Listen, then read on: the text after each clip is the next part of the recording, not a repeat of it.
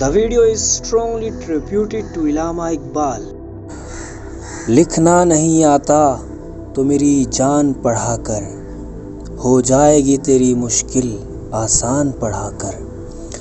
पढ़ने के लिए अगर तुझे कुछ ना मिले तो चेहरों पे लिखे दर्द के उन्वान पढ़ाकर। लारैब तेरी रूह को तस्कीन मिलेगी, तू कुर्ब के लम्हात में कुरान पढ़ाकर। आ जाएगा तुझे इकबाल जीने का करीना, तू सरवरे कौनैन के फरमान पढ़ाकर। आप में से कौन कौन अल्लामा इकबाल का फ़ैन है? कमेंट बॉक्स में अपनी राय का इजहार ज़रूर कीजिएगा।